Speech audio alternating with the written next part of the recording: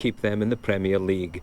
They hope to raise that following talks with fans and businessmen. We've resisted selling players in the past. If that's the only way forward, then we may have to do it. But if the fans in the business community backs us, we won't have to sell players. We're quite sure the fans in the business community can raise us the funds that we need to get this development done. Meanwhile, Jim Mclean says he feels the time could come when only one top team would be viable. In the business economics, that will definitely happen, and the 2000 there definitely will not be two teams in Dundee surviving at the top of the game.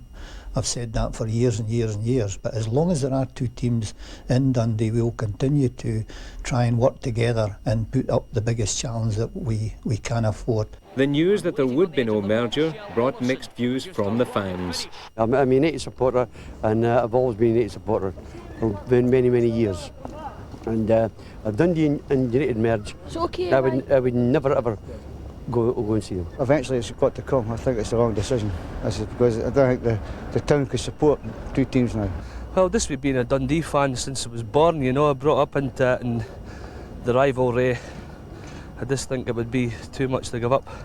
So, with amalgamation finally kicked into touch, both teams say they will now concentrate on the battle to stay in the Premier League. Amalgamate. Statements have been issued from both Dens Park and Tannadice quashing the rumours. Both sides say they were never in serious discussions about a merger, and the time has come to make that clear. There have been almost 2 weeks of intense discussions, at least among the fans in Dundee, although discussions at club level are being denied by both chairmen.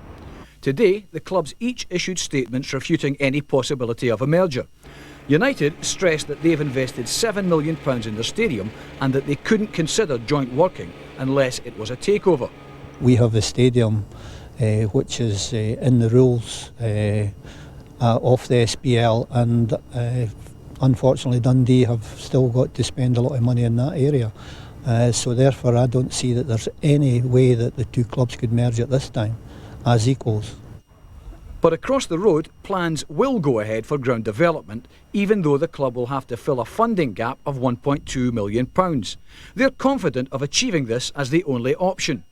I've always said the fans here have been superb. It's the fans that don't come here that we really need now to come out and back us. Get off their armchairs, get in here and back us, especially this Saturday. Really prove to people that there is a support for Dundee. That's what we really need.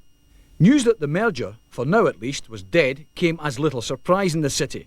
I don't think a merger would be to any great effect in the city of Dundee. The fans are happy the way it is at the moment as well. And if it went ahead, it could only help Dundee, because I think they're going to struggle. Dundee and Dundee United may sit only 100 yards apart, but with growing fans' opposition this week to talk of merger, they may as well be 100 miles apart. With both clubs firmly knocking such talk of merger on the head, it seems it'll continue to be not Dundee United, but Dundee divided.